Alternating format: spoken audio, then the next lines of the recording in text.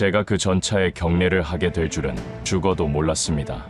한국산 전차가 나토의 기준을 바꾸고 폴란드가 독일도 자국 기업도 버리고 한국을 택했다는 그 사실 앞에서 저는 무너졌습니다. 하지만 결국 그 선택이 옳았습니다.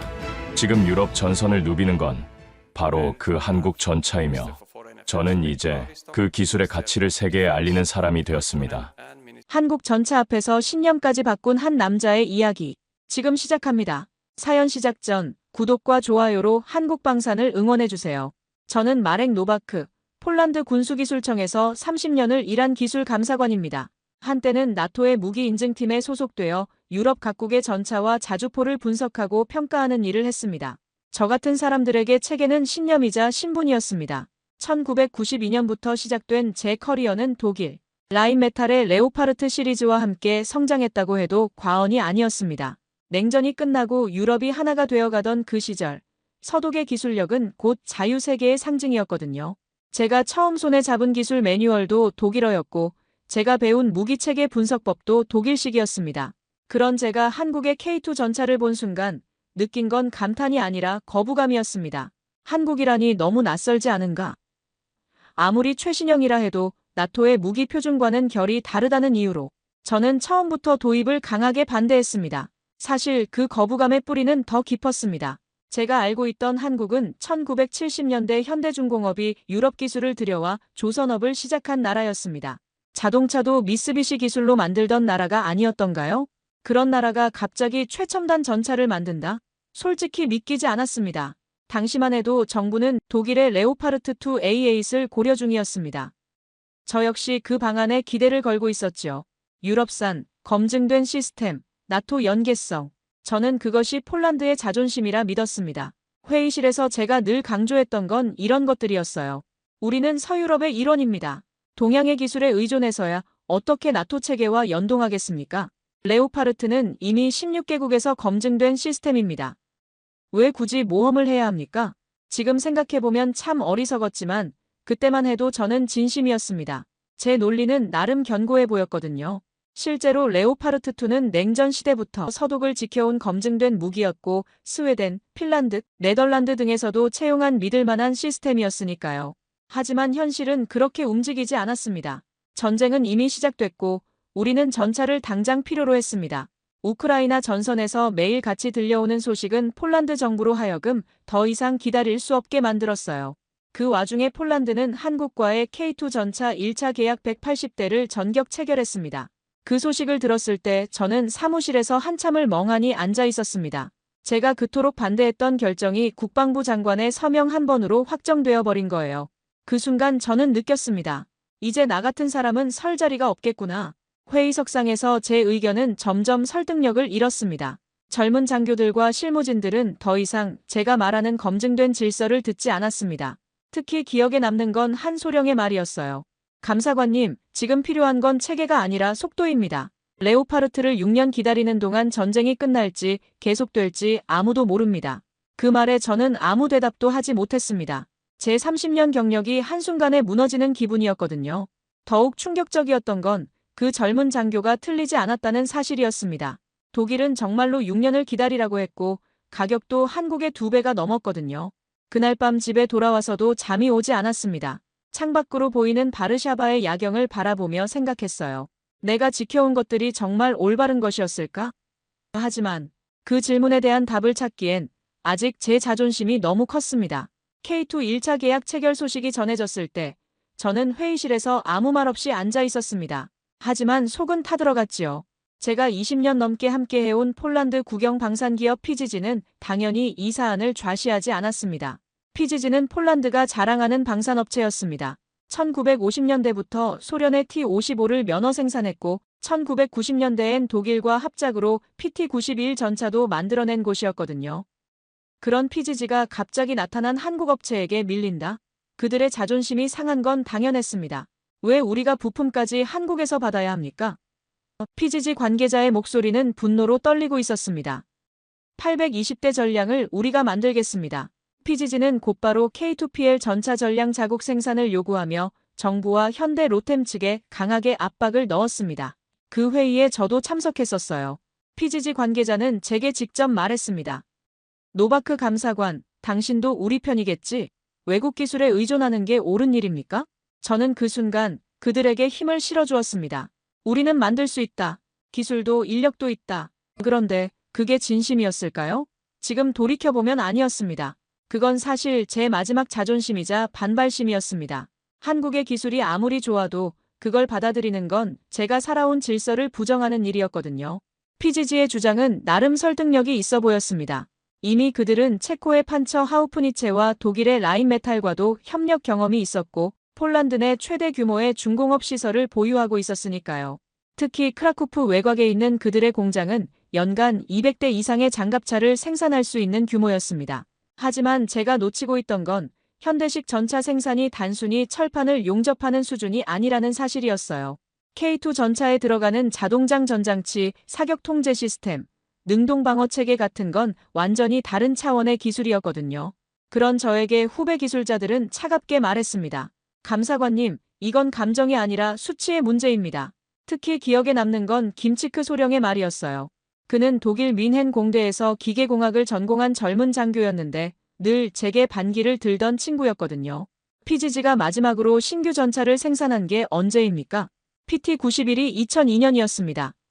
그것도 T-72 개량형에 불과했고요. 지금 요구되는 건 4세대 전차 수준의 정밀 가공 기술입니다. 저는 대답 대신 서류를 들이밀었습니다. 그럼 실사해보자. PGG가 정말 안 되는지. 그 순간 저는 제가 이기기를 바라고 있었어요.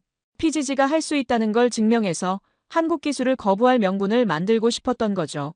며칠 후 폴란드 정부와 현대 로템의 공동 실사단이 PGG를 방문했습니다. 저도 기술 자문관 자격으로 동행했어요. 실사단에는 한국에서 온 현대 로템 기술진 3명도 포함되어 있었는데 그들의 체크리스트를 보는 순간 저는 살짝 당황했습니다. 첫 번째 항목부터가 120mm 활강포 제작 능력이었거든요. PGG는 105mm까지는 가능했지만 120mm 활강포는 한 번도 만들어 본 적이 없었습니다. 두 번째는 자동장 전장치 조립 라인, 이것도 마찬가지였어요. PGG의 기존 생산 라인은 모두 수동 장전 방식에 맞춰져 있었거든요. 가장 치명적이었던 건 세 번째 항목인 파워팩 조립 및 검수 시설이었습니다. K2 전차에 들어가는 독일산 MTU 엔진과 한국산 변속기를 조합한 파워팩은 극도의 정밀함을 요구하는 부품이었어요. 단순히 조립만 하는 게 아니라 진동 테스트부터 극한 온도 테스트까지 통과해야 했거든요. 결과는 처참했습니다. 최소 5년 이상 업그레이드가 필요하며 면허 생산은커녕 조립조차 불가능한 수준이란 평가가 나왔습니다. 더 심각한 건 그 5년이라는 시간도 한국 측의 전폭적인 기술 지원이 있어야 가능한 수치라는 점이었어요. 그날 밤 호텔방에서 실사 보고서를 읽으며 제 마지막 방어선이 무너졌습니다. 보고서 마지막 페이지에는 현대 로템 측의 코멘트가 적혀 있었어요. PGG의 열정과 의지는 충분히 확인했으나 현 시점에서 K2 전차 생산은 현실적으로 불가능함. 단, 향후 협력 파트너로서의 가능성은 열어두고 있음. 그 문장을 읽는 순간 저는 이상하게도 안도감을 느꼈습니다. 제가 그토록 지키려 했던 우리만의 방식이 사실은 시대에 뒤떨어진 고집이었다는 걸 마침내 받아들일 수 있게 된 거예요. 그리고 그 순간부터 제 신념의 벽은 조금씩 균열을 보이기 시작했습니다. PGG의 실사 결과가 공식적으로 발표되던 날, 저는 아무 말도 하지 못했습니다. 바르샤바 국방부 청사 3층 회의실에서 열린 그 브리핑은 제게 마지막 일격과도 같았어요. 실사단장이 담담한 목소리로 읽어내려간 결론은 명확했습니다. PGG의 현재 생산 능력으로는 K2 전차의 핵심 부품 제작이 불가능하며 최소 5년의 설비 투자와 기술 습득 기간이 필요함. 하지만 이는 전시 상황에서 허용될 수 없는 시간임. 정부는 그 즉시 K2G F180대를 한국에서 직접 도입하는 2차 계약안을 승인했습니다. 그 결정은 제게 배신처럼 느껴졌습니다. 우리는 우리 산업을 포기한 건가? 그게 제 첫 생각이었습니다. 30년간 폴란드 방산업의 성장을 지켜본 제게 그 결정은 항복선언처럼 들렸거든요. 회의가 끝나고 청사를 나서는데 봄비가 부슬부슬 내리고 있었어요. 우산도 없이 걸으며 생각했습니다. 내가 지켜온 게 뭐였을까? PGG를 믿고 유럽 체계를 신뢰하고 검증된 것만을 고집해온 제 판단이 모두 틀렸다는 게 믿어지지 않았어요. 그날 저녁 후배 장교 하나가 저를 찾아왔습니다. 늘 저에게 반기를 들던 하지만 누구보다 성실한 기술 담당 소령 파벨 김치크였어요. 그는 제 아파트 현관 앞에서 기다리고 있었는데 손에는 두꺼운 서류 뭉치를 들고 있었습니다. 감사관님, 잠시 시간 내주실 수 있을까요? 그의 목소리에는 평소와 다른 진지함이 있었어요. 거실로 들어온 그는 조용히 서류 뭉치를 테이블 위에 내려놓으며 말했습니다. 감사관님, 이게 200억짜리 K2GF 구성입니다. 단순히 전차 한 대 가격이 아니라 훈련 체계, 부품, 군수 지원, 배송 포함된 풀 패키지입니다. 서류를 넘기며 그는 자세히 설명해 주었어요. K2GF 한 대당 가격 200억 원에는 전차 본체뿐만 아니라 시뮬레이터 훈련 시설, 5년간의 부품 공급 보장, 현지 정비 교육, 심지어 폴란드까지의 운송비까지 모든 게 포함되어 있다는 거였습니다. 그리고 그는 이어 말했습니다. 이걸 독일은 470억에 팔고 6년을 기다리라고 합니다. 더 충격적인 건 그 470억에도 훈련 시설이나 부품 공급은 별도라는 점입니다. 저는 할 말을 잃었습니다. 레오파르트 2 A8의 공급 구조가 복잡해졌다는 건 저도 알고 있었거든요. 독일 본사에서 포탑을 만들고 스페인에서 차체를 제작하고 포르투갈에서 최종 조립을 하는 다단계 구조. 그 와중에 한 군데라도 납품이 지연되면 전체 라인이 멈춰버린다는 사실도 알고 있었죠. 감사관님, 스웨덴이 레오파르트 2 A8을 44대 주문했는데 아직도 기다리고 있습니다. 2019년에 계약했는데 2025년에야 첫 번째 배치가 올 예정이에요. 6년을 기다린 거죠. 파벨이 보여준 다음 자료는 더욱 충격적이었습니다. 독일의 라인메탈과 크라우스 마파이는 연간 레오파르트 생산량이 고작 48대라는 거였어요. 월 4대 수준이었죠. 반면 한국의 현대로템은 연간 100대 이상을 생산할 수 있고 전시체제로 전환하면 월 20대까지 가능하다는 자료도 있었습니다. 이건 단순한 가격 경쟁이 아닙니다. 감사관님. 생산 능력의 차이예요.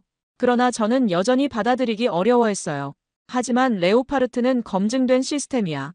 16개국에서 사용하고 있고 나토 체계와 완벽히 호환되잖아.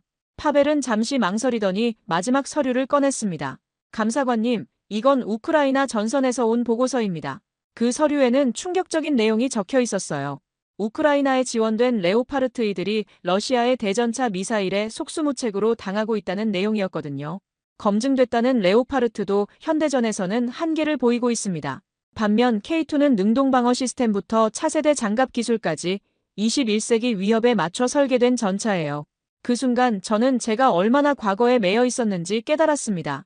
냉전 시대의 성공 경험에 사로잡혀 변화하는 현실을 보지 못했던 거예요. 파벨이 말을 이었습니다.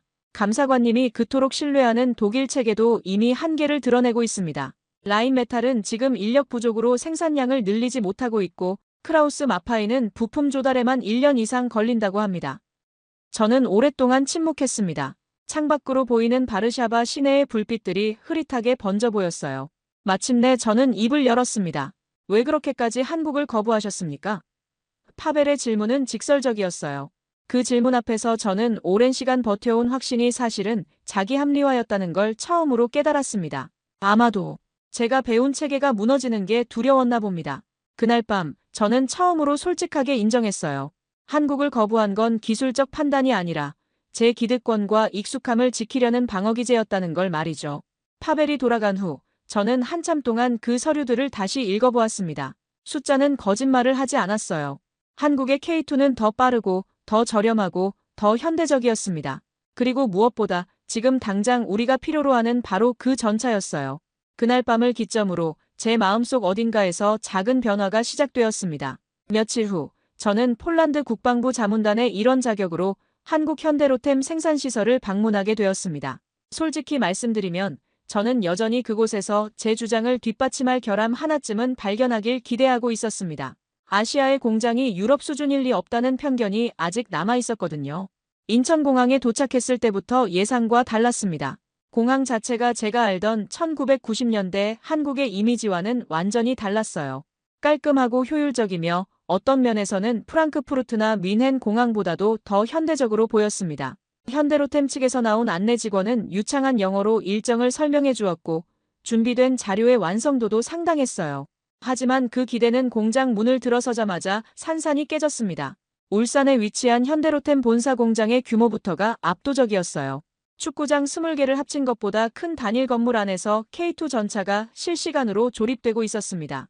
전차 생산 라인은 하루 단위로 조립 속도를 맞추고 있었고 실시간으로 부품 재고, 열 처리, 탑재 진척이 대형 스크린에 표시되고 있었습니다. 제가 유럽에서 본 그 어떤 방산업체도 이런 수준의 디지털화를 구현하지 못했어요. 독일의 라인메탈도 프랑스의 넥스터도 말입니다. 가이드로 동행한 기술 책임자 이정훈 상무는 저에게 차분히 설명했습니다. 지금 이 라인에서 나오는 K2GF 전차는 폴란드로 바로 선적되고 있습니다. 2022년부터 시작된 1차 계약 180대 중 133대가 이미 도착했고 올 연말까지 전량 납품 완료 예정입니다. 그 말을 들으며 저는 독일 상황을 떠올렸어요. 스웨덴이 주문한 레오파르트 2 A8은 아직도 44대 중 절반도 납품되지 않았거든요. 3년이 지났는데도 말이죠. 반면 한국은 계약 후 18개월 만에 70% 이상을 납품했습니다. 이 상무는 제게 생산 라인을 직접 보여주었습니다. 폴란드향 K2GF는 여기서 최종 검수를 받습니다. 거대한 테스트베드에서 완성된 전차가 각종 시험을 받고 있었어요. 자주포 사격 시뮬레이션, 기동성 테스트, 통신 장비 점검까지. 모든 과정이 자동화되어 있었고 불량품이 발견되면 즉시 해당 공정으로 되돌려보내는 시스템이었습니다. 한 대를 완성하는데 얼마나 걸립니까? 제 질문에 이 상무는 미소를 지으며 답했습니다. 순수 조립 시간은 72시간입니다. 하지만 부품 조달부터 최종 검수까지 포함하면 약 2주 정도 소요됩니다. 2주. 독일에서는 한 대 완성하는데 3개월이 걸린다고 했는데 한국은 2주면 된다는 거였어요. 더 놀라운 건 품질 면에서도 전혀 타협하지 않는다는 점이었습니다. 그는 이어 K2 전차 기반으로 확장된 공병 전차, 구조 전차의 모형을 보여주며 말했습니다. 이 차체는 단순 전차가 아닙니다. 폴란드가 요구한 모든 계열화가 가능하도록 설계돼 있습니다. 모형들을 보며 저는 감탄하지 않을 수 없었어요. K2의 기본 차체를 활용해서 다목적 공병 차량, 교량, 설치 차량, 장갑 구급차, 심지어 이동식 지휘소까지 만들 수 있다는 거였거든요. 이건 단순한 전차 판매가 아니라 완전한 기계화 부대 체계를 통째로 수출하는 개념이었습니다. 레오파르트도 이런 계열화가 가능합니까? 제 질문에 이 상무는 고개를 저었습니다. 레오파르트2의 계열화는 각각 다른 업체에서 담당합니다.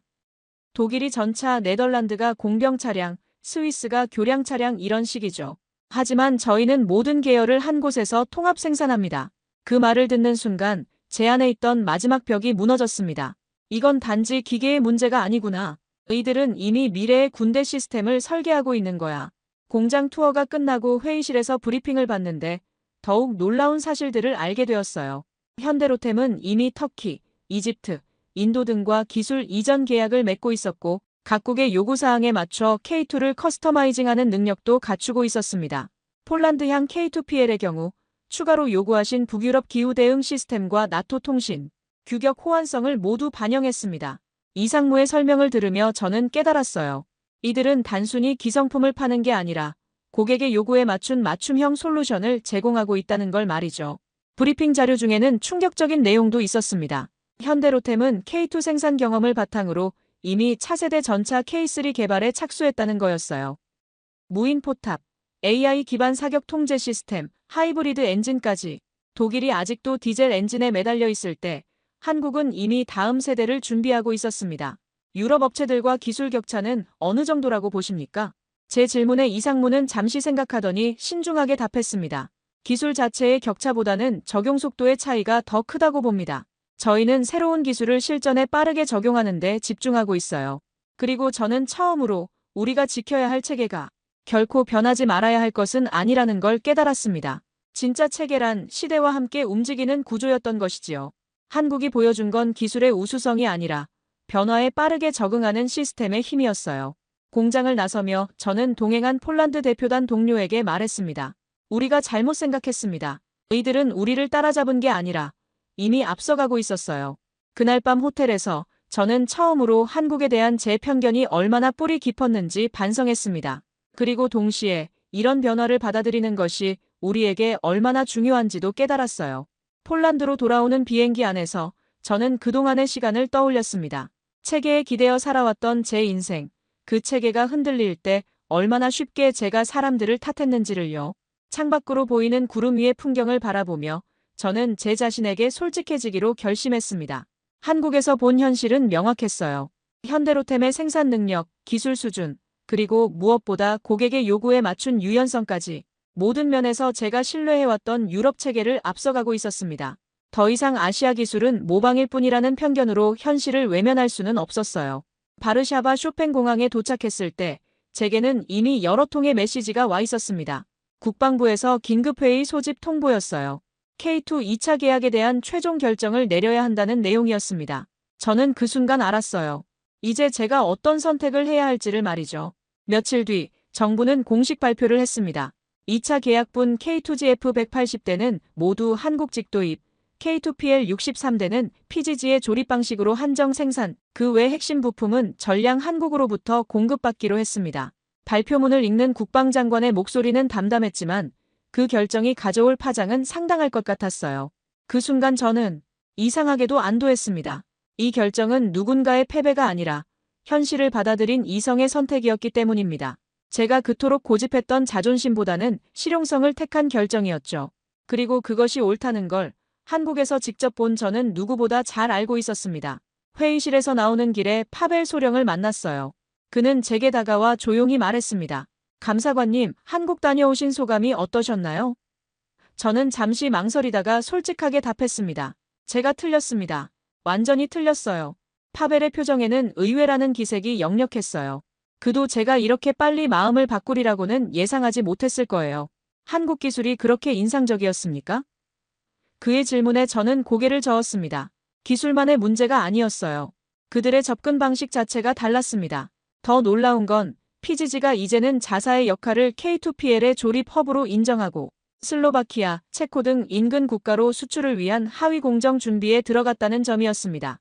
예전 같았으면 분노했을 그 결정조차 이젠 새로운 질서의 시작으로 보였습니다. PGG 관계자가 제게 직접 전화를 걸어온 것도 그 무렵이었어요. 노바크 감사관, 우리도 현실을 받아들이기로 했습니다. 한국과의 협력을 통해서라도 우리 기술을 발전시키는 게 맞다고 봅니다. 그의 목소리에는 더 이상 자존심이나 고집이 느껴지지 않았어요. 대신 미래를 향한 실용적 판단이 있었습니다. K2PL 조립 과정에서 우리가 배울 수 있는 기술들이 많을 것 같습니다.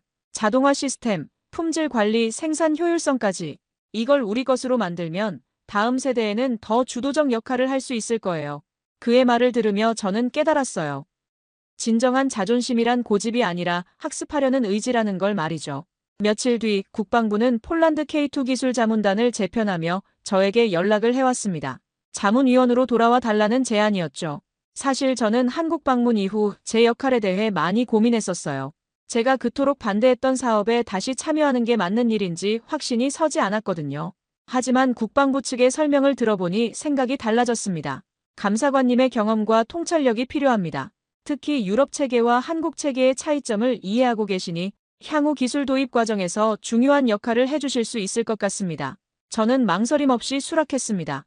그리고 제 서랍 깊숙한 곳에 넣어두었던 명패를 꺼내 다시 책상 위에 올려두었습니다. 거기엔 이렇게 적혀 있었습니다. 기술보다 앞선 판단을 할 수 있는 사람. 처음 그 말을 들었을 땐 자랑스러웠지만 지금은 조금 다르게 들립니다. 기술보다 앞선 판단이란 어쩌면 가장 늦게 변화를 받아들이는 우리 세대가 가장 노력해야 할 부분이었는지도 모르겠습니다. 새로운 자문단 첫 회의에서 저는 동료들에게 말했습니다. 우리의 역할은 한국 기술을 감시하는 게 아니라 그들로부터 배우는 것입니다. 그리고 그 과정에서 우리만의 강점을 찾아 발전시키는 것이죠. 젊은 장교들의 표정이 놀라움에서 존경으로 바뀌는 걸 느꼈어요. 아마도 제가 이렇게 솔직하게 변화를 인정할 거라고는 예상하지 못했을 거예요. 하지만 저는 이제 확신했습니다.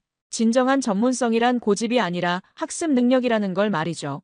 그날 저녁 집으로 돌아오는 길에 바르샤바 구시가지를 걸었습니다. 2차 대전으로 폐허가 된 이 도시가 완전히 새롭게 재건된 것처럼 때로는 과거를 완전히 내려놓고 새로운 시작을 하는 것도 필요하다는 생각이 들었어요.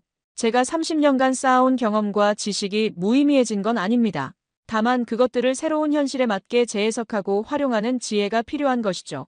그리고 그 첫걸음을 저는 한국에서 배웠습니다. 며칠 후 폴란드 북부에 위치한 기계화 여단 훈련장에서 K2 계열 전차의 공개 시연이 열렸습니다.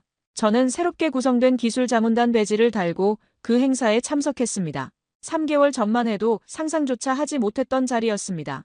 그때는 한국 전차가 폴란드 땅을 달리는 모습을 보는 것 자체가 굴욕처럼 느껴졌었거든요.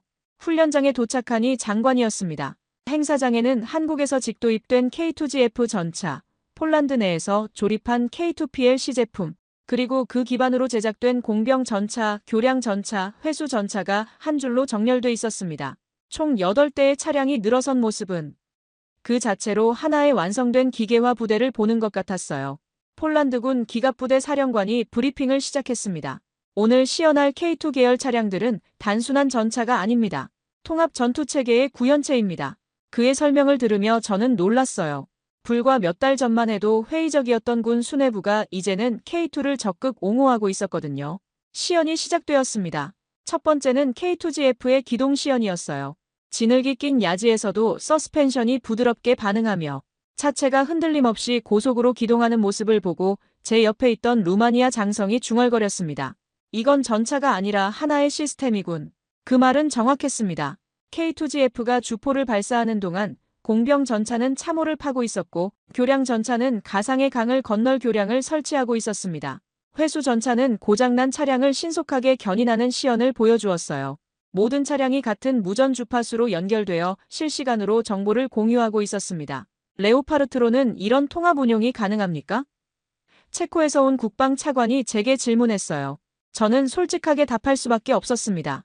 불가능합니다. 레오파르트 계열은 각각 다른 업체에서 제작되어 통신 규격부터 다르거든요. 두 번째 시연은 더욱 인상적이었습니다. K2PL이 자동장 전장치를 이용해 분당 10발의 연사를 보여주었어요. 동시에 능동방어 시스템이 날아오는 대전차 미사일 모형을 요격하는 모습도 시연했습니다. 관람석에서 탄성이 터져나왔어요. 가장 놀라운 건 야간 시연이었습니다. 완전한 암흑 상태에서 K2의 열상 카메라와 레이저, 거리 측정기가 2km 떨어진 표적을 정확히 식별하고 명중시키는 모습을 보여주었거든요. 독일의 레오파르트 H에도 비슷한 장비가 있지만 정확도와 반응 속도, 면에서 확연한 차이가 느껴졌습니다. 시연 중간에 한국에서 온 현대로템 기술진이 간단한 설명을 해주었어요. K2의 사격 통제 시스템은 AI 기반으로 작동합니다. 표적을 식별하고 사격 해법을 계산하는데 0.3초밖에 걸리지 않습니다. 0.3초. 레오파르트는 최소 1.2초가 걸린다고 알고 있었는데 4배나 빠른 속도였어요. 전차뿐 아니라 탄약, 군수 차량, 전술, 통신체계, 교량 설치 기술까지 이미 통합된 하나의 플랫폼으로 움직이고 있었기 때문입니다. 이건 단순한 무기체계가 아니라 21세기 전쟁 양상에 맞춘 완전히 새로운 개념의 기계화 부대였어요. 행사 말미, 저는 K2PL 기술 자문단 사무국장으로부터 한 서류를 전달받았습니다. 그건 K2PL 정식 양산평가서, 제 이름으로 서명해야 할 문서였습니다. 며칠 전까지만 해도 상상할 수 없었던 일이었죠. 서류를 받아든 저는 내용을 꼼꼼히 검토했습니다. K2PL은 폴란드군의 작전 요구사항을 모두 충족하며 나토 표준에도 완벽히 부합함, 양산 승인을 권장함, 기술적으로는 전혀 문제가 없었어요.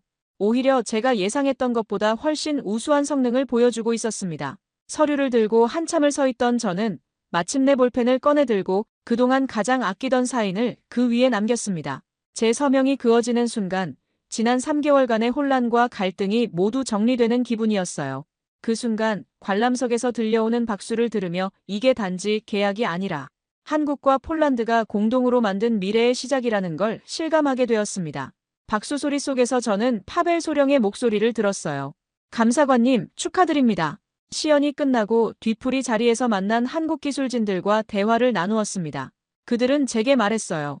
폴란드는 우리에게 첫 번째 유럽 파트너입니다. 앞으로 다른 유럽 국가들과의 협력에서도 폴란드의 경험이 큰 도움이 될 것 같습니다. 그때 저는 깨달았어요. 우리가 한 선택이 단순히 폴란드만을 위한 게 아니라 유럽 전체의 방산 협력 구조를 바꿀 수 있는 출발점이 될 수 있다는 걸 말이죠. 한국은 우리를 통해 유럽 시장에 진출하고 우리는 한국을 통해 차세대 기술을 습득하는 윈윈 구조였습니다.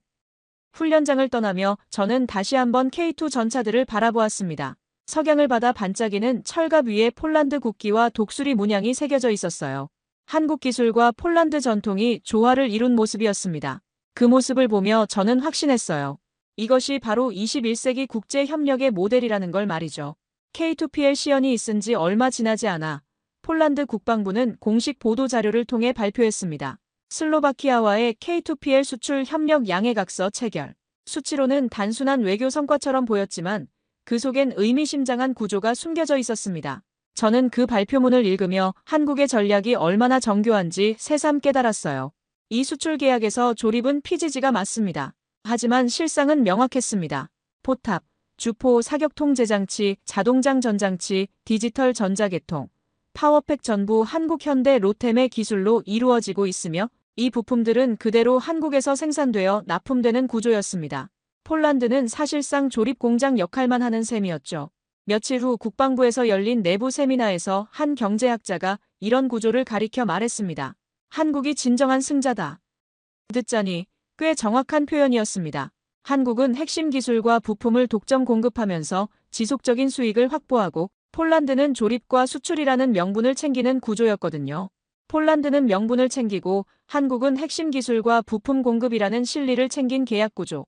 심지어 부품 공급 단가는 완제품보다도 비싸게 책정되는 경우도 있었습니다. 그건 자동차 정비와 비슷한 원리였습니다. 신차보다 부품 단가가 더 높을 수밖에 없는 구조적 이익이었어요. 세미나에서 공개된 자료를 보니 더욱 놀랐습니다. K2PL 한 대당 조립비는 약 20억 원인데 한국에서 공급받는 핵심 부품비는 150억 원이었어요. 조립 과정에서 폴란드가 창출하는 부가가치는 전체의 12%에 불과했습니다. 나머지 88%는 한국이 가져가는 구조였죠. 이게 정말 우리에게 유리한 계약입니까? 세미나 참석자 중 한 명이 질문했어요. 저는 잠시 생각한 후 답했습니다. 지금 당장은 아닐 수도 있습니다. 하지만 10년 후를 생각해 보세요. 우리는 이 과정에서 차세대 전차 기술을 습득하게 될 것입니다. 당시 독일의 상황을 떠올렸습니다. 레오파르트 2 A8의 대당 단가는 약 470억 원, 그러나 연간 생산량은 고작 월 4대 이하. 심지어 스웨덴은 A8 44대를 계약하고도 6년 뒤 인도를 기다려야 했습니다. 독일의 라인메탈과 크라우스 마파이는 주문이 몰릴 때마다 인력 부족과 부품 조달, 지연을 이유로 납기를 계속 연장했어요. 그에 비해 한국은 K2GF를 계약 2년 만에 130대 이상 납품했고 연내 180대 전량 납품 완료 예정이라는 말까지 나왔습니다. 이건 단순한 기술 경쟁이 아니라 생산력의 전쟁이었습니다. 독일이 장인 정신에 매달려 있을 때 한국은 대량 생산 시스템을 완성해버린 거죠. 세미나 후 저는 PGG의 관계자와 개별 면담을 가졌습니다. 그는 제게 솔직하게 말했어요. 처음엔 자존심이 상했습니다. 우리가 단순 조립업체로 전락한 것 같아서 말이죠. 하지만 지금은 생각이 달라졌습니다. 그의 설명을 들어보니 흥미로웠습니다. PGG는 K2PL 조립 과정에서 한국의 생산 기법을 직접 배우고 있었어요. 자동화 라인, 품질 관리 시스템, 공급망 관리까지. 10년 후에는 우리도 독자적인 전차를 만들 수 있을 것 같습니다. 한국 기술을 베이스로 해서 말이죠. 그의 말을 들으며 저는 깨달았어요. 이게 바로 한국의 전략이었다는 걸 말이죠. 단순히 완제품을 수출하는 게 아니라 생산 기술과 노하우까지 함께 전수하면서 장기적인 파트너십을 구축하는 것. 그래서 10년, 20년 후에도 지속적인 협력 관계를 유지할 수 있는 구조를 만드는 거였어요. 한국은 이제 단순한 무기 수출국이 아니라 플랫폼 공급국이 되어가고 있었습니다. 그리고 우리는 그 기반 위에서 동유럽의 신생 수출망을 만드는 조립 파트너가 되어가고 있었지요. 체코, 슬로바키아, 루마니아까지 모든 나라가 K2를 원하고 있었고 폴란드는 그 허브 역할을 하게 된 거였어요. 며칠 후 슬로바키아 국방부 대표단이 바르샤바를 방문했습니다. 그들은 K2PL의 현지 조립 가능성을 타진하러 온 거였어요. 저도 기술자문단 자격으로 그 회담에 참석했는데 슬로바키아 측의 요구사항이 흥미로웠습니다. 우리는 K2의 기본 성능은 그대로 유지하되 산악지형에 특화된 서스펜션과 추가 장갑을 원합니다. 슬로바키아 국방차관의 요청을 들으며 저는 놀랐어요. 이들도 단순한 도입이 아니라 자국 상황에 맞춘 커스터마이징을 원하고 있었거든요. 한국 측 대표는 즉석에서 답했습니다. 기술적으로 충분히 가능합니다. 터키양 알타이 전차에서 이미 유사한 개조를 경험했거든요. 그리고 그는 덧붙였어요. 폴란드의 PGG가 조립을 담당하고 우리는 기술 지원과 부품 공급을 맡는 방식은 어떨까요? 그 순간 저는 한국의 전략이 얼마나 치밀한지 깨달았습니다. 폴란드를 동유럽 진출의 교두보로 활용하면서 동시에 각국의 특수 요구사항까지 반영할 수 있는 유연한 시스템을 구축한 거였어요. 독일이 표준화된 레오파르트만 고집할 때 한국은 고객 맞춤형 솔루션을 제공하고 있었습니다. 회담이 끝나고 슬로바키아 대표단을 배웅하며 저는 생각했어요.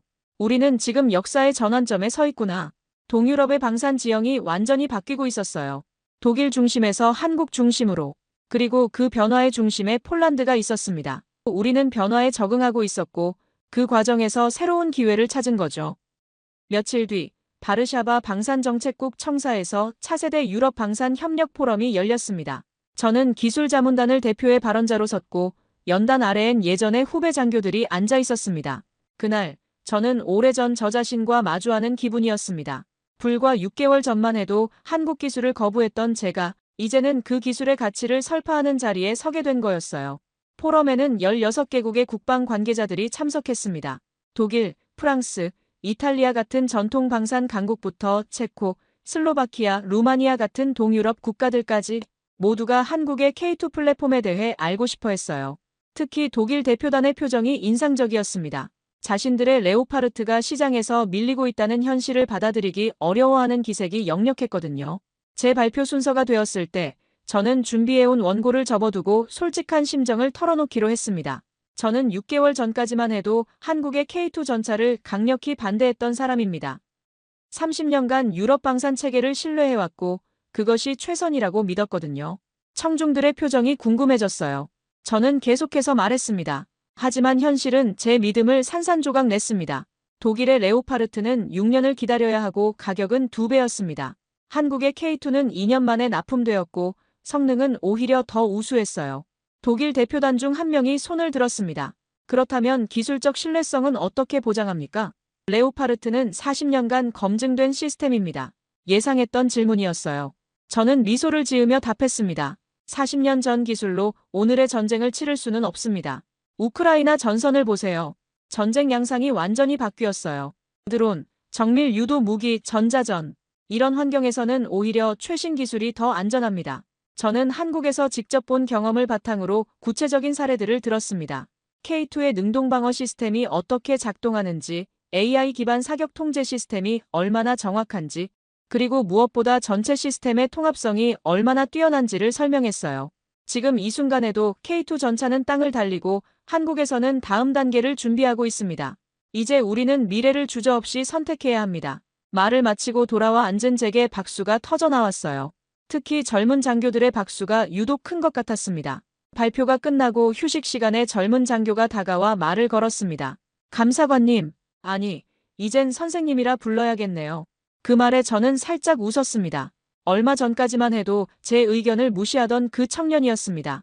선생님의 변화가 저희에게 큰 용기를 주었습니다. 기성세대도 변할 수 있다는 걸 보여주셨거든요. 파벨의 말을 들으며 저는 뭉클했어요. 제가 변한 것이 단순히 개인적 깨달음이 아니라 조직 전체에 긍정적 영향을 미치고 있다는 걸 느꼈거든요. 그는 제게 최신 자료 한 장을 건넸습니다. K2PL을 기반으로 한 차세대 K2X 유럽 공동개발 제안서, 폴란드, 한국, 슬로바키아 3국이 참여하며 공동 연구와 라이선스 협력으로 향후 10년간 유럽 전차 시장을 주도할 계획이라 했습니다. 이건 정말 가능한 일입니까? 저는 놀라며 물었어요. 파벨은 자신있게 답했습니다. 한국 측에서 이미 긍정적 반응을 보였습니다. 우리의 극지 운용 경험과 슬로바키아의 산악전, 노하우를 결합하면 유럽 특화형 전차를 만들 수 있다고 하더군요. 그 자료를 읽으며 저는 감탄하지 않을 수 없었어요. 한국은 단순히 기술을 파는 것이 아니라 각국의 특성을 살린 공동개발 파트너십을 제안하고 있었거든요. 이건 독일이 절대 할 수 없는 방식이었어요. 독일은 자신들의 표준을 강요할 뿐 고객의 요구에 맞춘 공동개발은 하지 않았거든요. 한때 저는 국산 전차가 레오파르트를 대체하리라 상상하지 못했습니다. 그러나 지금은 한국과 손잡은 선택이 결국 모두를 살리는 길이란 걸 압니다. 기술 종속이 아니라 기술 협력, 그것이 21세기 방산업의 새로운 패러다임이었어요. 포럼 마지막 세션에서 저는 다시 한번 마이크를 잡았습니다. 저는 오늘 여러분께 제안하고 싶습니다. 과거의 성공에 안주하지 말고 미래의 가능성을 열어두자고 말입니다. 한국의 기술이 우리보다 앞서간다면 그들로부터 배우면 됩니다. 자존심보다는 실용성을, 관습보다는 혁신을 선택하자고 말입니다. 제 말이 끝나자 기립박수가 터져나왔어요. 특히 동유럽 국가 대표들의 반응이 뜨거웠습니다. 그들도 저와 같은 고민을 하고 있었던 거예요. 전통과 혁신 사이에서, 자존심과 현실 사이에서 선택의 기로에 서 있었던 거죠.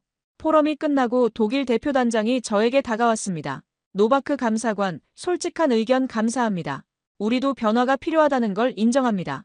그의 말에서 독일도 위기감을 느끼고 있다는 걸 알 수 있었어요. 젊은 장교가 말했습니다. 감사관님이 그때 반대해 주셔서 다행이었습니다. 그 설득이 없었다면 이 방향도 없었을 테니까요. 그 순간 저는 내내 고집이라 생각했던 제 과거가 결국 변화로 가는 디딤돌이었음을 처음 받아들였습니다. 돌이켜보면 제 반대가 있었기에 더 철저한 검증 과정을 거칠 수 있었고 그 결과 더 확실한 선택을 할 수 있었던 것 같아요. 때로는 반대 의견도 필요한 법이니까요. 중요한 건 그 반대가 고집이 아니라 신중함에 기반해야 한다는 점이었어요. 그날 밤 집으로 돌아오며 저는 확신했습니다. 저는 이제 진정으로 미래의 편에 서 있다고 말이죠. 몇 달 후, 저는 슬로바키아 국경 인근에서 열린 K2PL 실전 배치 평가 훈련에 참관했습니다. 그곳은 러시아와의 전선을 대비한 전략 요충지로 나토 내 동부 방어선의 핵심 지점이었습니다. 겨울이 시작되는 11월이었는데 카르파티아 산맥의 차가운 바람이 훈련장을 휩쓸고 있었어요. 이런 혹독한 환경에서 K2PL이 어떤 성능을 보여줄지 궁금했습니다. 참관단에는 나토 동부사령부 관계자들뿐만 아니라 독일, 프랑스, 이탈리아의 방산업체 대표들도 포함되어 있었어요. 특히 독일 라인메탈의 기술이사가 직접 왔다는 것은 그들도 K2의 성능에 상당한 관심을 보이고 있다는 증거였습니다. 경쟁사의 제품을 직접 보러 올 정도라면 위기감이 상당할 것 같았어요. 흐릿한 새벽 K2PL 부대가 기동을 시작했습니다. 차량마다 폴란드산 위장 패턴이 도색되어 있었지만 그 속 심장부엔 한국 기술이 박동처럼 작동하고 있었습니다. 영하 15도의 추위 속에서도 엔진은 문제없이 시동이 걸렸고 얼어붙은 지면에서도 궤도가 미끄러지지 않았어요. 첫 번째 시나리오는 산악 기동이었습니다. 카르파티아 산맥의 험준한 지형을 넘나드는 K2PL의 모습은 장관이었어요. 산악 지형을 넘는 현가장치, 차체 하부에 깔린 눈을 깨고 나가는 추진력, 급경사면에서도 안정적인 자세 제어. 옆에 있던 독일 출신의 나토 장성조차 말했습니다. 우리도 이제 저런 속도를 따라가야 하오. 그는 말을 아꼈지만 그 한마디는 독일 중심 체계의 균열을 인정한 것이나 다름없었습니다. 레오파르트2도 산악기동이 가능하지만 K2PL만큼 부드럽고 빠르지는 못했거든요. 특히 능동형 현가장치가 지형에 맞춰 실시간으로 조정되는 모습은 기술적으로 한 세대 앞선 것 같았어요. 두 번째 시나리오는 야간 교전이었습니다. 완전한 암흑 상태에서 K2PL의 열상 카메라와 레이저, 거리 측정기가 3km 떨어진 표적을 정확히 식별하고 명중시키는 모습을 보여주었거든요. 더 놀라운 건 사격 후 즉시 진지를 이탈해 2차 사격 위치로 이동하는 속도였어요. 발사 이동 재장전 재사격까지 걸린 시간이 90초 미만이었습니다. 레오파르트는 이 과정에 최소 3분은 걸립니다. 독일 라인메탈 기술이사가 옆에서 중얼거리는 소리가 들렸어요. 그의 표정에서 충격을 읽을 수 있었습니다. 자신들이 자랑하던 기술이 한국에 뒤처지고 있다는 현실을 직면한 거죠. 가장 인상적이었던 건 다중 표적 동시 교전 시나리오였습니다. 4대의 K2PL이 서로 다른 방향에서 나타난 8개의 표적을 동시에 공격하는 모습이었어요. 각 전차가 실시간으로 정보를 공유하며 표적을 분배하고 중복 공격을 피하면서 효율적으로 제거하는 과정이 마치 한 편의 영화를 보는 것 같았습니다. 이윽고 훈련을 마친 K2PL 부대가 복귀하자 각국 장성들이 차례로 차량 내부를 둘러봤습니다. 그중 슬로바키아 장군이 제게 다가와 이렇게 말했습니다. 기술을 사온 게 아니라 시간을 사온 기분입니다. 그 말이 정확했어요. 자체 개발로 이런 수준에 도달하려면 최소 20년은 걸렸을 텐데 한국과의 협력으로 그 시간을 단축한 거였으니까요. 훈련 참관 후 브리핑에서 폴란드군 기갑사령관이 발표한 자료가 흥미로웠습니다. K2PL 도입 이후 우리 기갑부대의 작전 효율성이 40% 향상되었습니다. 특히 야간 작전과 악천 후 작전에서의 개선이 두드러집니다. 40%라는 수치는 단순한 개선이 아니라 질적 변화를 의미했어요. 같은 수의 전차로 훨씬 더 많은 임무를 수행할 수 있게 된 거였고 이는 국방비 절약 효과로도 이어질 수 있었습니다. 브리핑 중에 한국 현대로템에서 온 기술진이 추가 설명을 해주었어요. K2PL은 계속 업그레이드가 가능합니다. 소프트웨어 업데이트를 통해 새로운 기능을 추가할 수 있고 하드웨어 모듈도 필요에 따라 교체할 수 있습니다. 이건 스마트폰과 비슷한 개념이었어요. 한번 사면 끝이 아니라 지속적으로 개선되는 시스템이었습니다. 레오파르트는 업그레이드 하려면 공장으로 가져가야 합니다. 최소 6개월은 걸리죠. 독일 관계자의 말을 들으며 저는 두 시스템의 철학적 차이를 느꼈어요. 독일은 완성품을 지향했고 한국은 진화 가능한 플랫폼을 지향했습니다. 훈련이 끝나고 각국 대표들과 만찬을 하는 자리에서 재미있는 대화를 나누었어요. 체코 국방차관이 말했습니다. 우리도 K2를 도입하려고 하는데 폴란드에서 조립할 수 있을까요? 이미 K2PL이 지역 허브 역할을 하기 시작한 거였어요. 슬로바키아, 루마니아, 심지어 발트 3국까지 모든 나라가 K2에 관심을 보이고 있었습니다. 그리고 그 중심에 폴란드가 있었어요. 한때 기술 수입국이었던 우리가 이제는 지역 내 기술 허브가 되어가고 있었습니다. 그날 저녁 저는 차량을 타고 훈련장을 벗어나며 언덕 위에 도열한 K2PL 전차들을 바라봤습니다. 그 철의 덩어리들이 지금은 국경을 지키는 사람 없는 외교관처럼 보였습니다. 한국의 기술과 폴란드의 의지가 결합되어 유럽의 안보를 책임지고 있는 거였어요. 바람은 차가웠지만 제 마음은 따뜻했습니다. 그 철만은 이제 우리 시대의 흐름을, 그리고 제가 늦게나마 따라잡은 진실을 말해주고 있었습니다.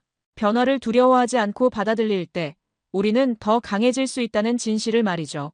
몇 주 전 K2PL 전차가 나토 동부전선의 정규 편제에 공식 등록됐다는 소식을 들었습니다.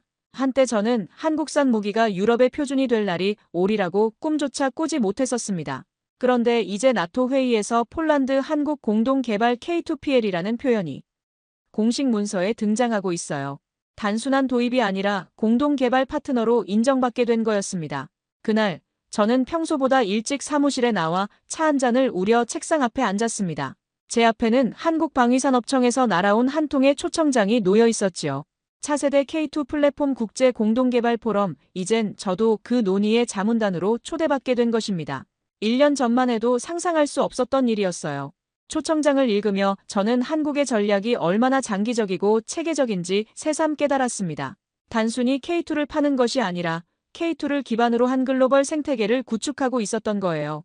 폴란드는 유럽 진출의 교두보, 터키는 중동 진출의 거점, 인도는 남아시아 허브, 각 지역별로 전략적 파트너를 두고 기술 이전과 공동 개발을 통해 장기적 관계를 구축하는 방식이었습니다. K2는 단순한 무기를 넘어 방산 외교와 산업 구조, 군수 시스템까지 수출하는 플랫폼이 되었습니다. 심지어 PGG 같은 자국 산업도 이제는 함께 가야 할 파트너로 한국을 인정하고 있습니다. PGG 관계자가 최근에 제게 한 말을 떠올려 보면 한국과의 협력 없이는 우리의 미래도 없다고 했어요. 완전히 달라진 인식이었죠. 며칠 후 국방부에서 열린 K2 후속 사업 설명회에 참석했는데 발표 내용이 놀라웠습니다. 슬로바키아, 루마니아, 체코 이제는 모두가 K2를 언급합니다. 독일이 생산하지 못하고 미국이 가격으로 밀어붙일 때 한국은 속도와 유연성, 그리고 계약 이행력으로 선택받았습니다. 가장 상징적인 변화는 독일의 반응이었어요. 라인메탈이 최근 한국의 한화 시스템과 합작회사 설립을 발표했다는 소식을 들었을 때 저는 시대의 완전한 전환을 실감했습니다. 과거에는 한국이 독일 기술을 도입했다면 이제는 독일이 한국과 손잡고 싶어 하는 구조가 된 거였어요. 설명회에서 공개된 자료 중에는 충격적인 내용도 있었습니다. 유럽 내 차세대 전차 시장에서 K2 계열이 60% 이상의 점유율을 확보할 것으로 전망된다는 분석이었어요. 레오파르트의 점유율은 25%로 예상되었고 나머지는 미국과 프랑스가 나눠 가질 것으로 보였습니다. 한때 저는 이런 흐름이 단지 싸고 빠른 기술의 덕이라 여겼습니다. 하지만 지금은 압니다. 그 안엔 신뢰가 있었고 현실을 직시하는 결단이 있었으며 과거를 고집하지 않는 유연성이 있었다는 것. 무엇보다 고객의 요구에 맞춘 맞춤형 솔루션을 제공하는 서비스 정신이 있었어요. 폴란드가 그 물꼬를 텄고 이제 유럽 전체가 그 흐름에 올라탔습니다. 우리가 수출한 건 단지 강철 덩어리가 아니라 시간과 신뢰, 그리고 스스로를 바꿀 수 있다는 가능성이었습니다. K2 도입 과정에서 우리는 배웠어요. 자존심보다는 실용성이, 관습보다는 혁신이 더 중요하다는 것을 말이죠. 최근 PGG에서 열린 K2PL 생산라인 완공식에 참석했을 때의 일이 기억납니다. 우리는 한국으로부터 기술만 배운 게 아닙니다. 변화하는 용기를 배웠습니다. 그 말을 듣고 제가 느꼈던 변화의 경험을 다른 사람들도 공유하고 있다는 걸 알 수 있었습니다. 이제 저는 조용히 믿고 있습니다. 우리는 무기를 수출한 것이 아니라 미래를 사는 법을 유럽에 알려준 것이라고. 한국이 보여준 건 단순한 기술력이 아니라 변화에 대응하는 시스템의 힘이었어요. 고정된 틀에 갇히지 않고 상황에 맞춰 유연하게 적응하는 능력이었습니다. 그리고 그 안에는 과거의 기준에 머물렀던 한 사람이 뒤늦게나마 미래의 편에 선 한 걸음이 작게나마 보태졌기를 바랄 뿐입니다. 제가 초기에 반대했던 것도 결국 더 철저한 검증 과정을 거치게 만들었고 그 결과 더 확실한 선택을 할 수 있었다고 생각해요. 며칠 전에는 제 손자가 저에게 물어봤습니다. 할아버지, 한국 전차가 정말 독일 전차보다 좋아요? 저는 웃으며 답했습니다. 좋고 나쁨의 문제가 아니란다. 시대에 맞는지의 문제지. 지금 이 순간도 한국은 멈추지 않고 있습니다. K2X, K3, 차세대 무인 전차까지. 그들의 기술은 늘 현장을 향하고 있고 현실을 직시하는 힘이 기술을 앞서가고 있습니다. 최근 소식으로는 K2를 기반으로 한 무인 전차 개발에도 착수했다고 하더군요. 이미 다음 세대를 준비하고 있는 거예요. 솔직히 말해 부럽습니다. 한국이라는 나라가 그 기술력이 그리고 그 흔들림 없는 추진력이 말입니다. 특히 실패를 두려워하지 않고 계속 도전하는 정신이 인상적이에요. 독일이 완벽함을 추구하며 신중하게 움직일 때 한국은 80%의 완성도로 시작해서 실전에서 개선해 나가는 방식을 택합니다. 최근 한국 방문에서 만난 현대로템 임직원들과의 대화가 기억납니다. 폴란드는 우리에게 유럽 진출의 문을 열어준 첫 번째 파트너입니다. 앞으로도 계속 함께 성장하고 싶습니다. 그들의 말에서 진정성을 느꼈어요. 단순한 비즈니스가 아니라 진정한 파트너십을 원한다는 것을 말이죠. 이제는 확신할 수 있습니다. 다음 세대의 유럽 전장은 한국 전차 위에 서 있을 것입니다. 그리고 그 변화의 중심에 폴란드가 있었다는 것을, 그 변화를 받아들이는 과정에서 저 같은 기성세대도 새로운 것을 배울 수 있었다는 것을 자랑스럽게 생각합니다. 변화는 두렵지만 변화를 받아들일 때 우리는 더 강해집니다. 한국이 우리에게 가르쳐준 가장 큰 교훈이 바로 그것이었어요. 미래를 사는 법은 과거에 매달리지 않고 현실을 직시하며 변화에 적응하는 것입니다. 오늘 사연에 대한 여러분의 생각을 댓글로 남겨주세요. 감동문클에서는 여러분의 소중한 마음을 모아 사연 주인공들에게 전해드리고 있습니다. 여러분 주변에 감동적이거나 재미있는 실제 사연들을 제보받고 있으니 언제든 저희 공식 메일로 제보해주세요. 오늘 들려드린 사연에 공감하셨다면 구독과 좋아요 눌러주시고 주변 분들과도 공유해주세요. 여러분의 작은 관심과 응원이 더욱 좋은 콘텐츠를 만드는 데 큰 힘이 됩니다. 오늘도 여러분의 하루의 작은 즐거움이라도 되었기를 바라며 지금까지 감동문클이었습니다. 끝까지 시청해주셔서 감사합니다. 다음에 더 감동적인 사연으로 찾아뵙겠습니다.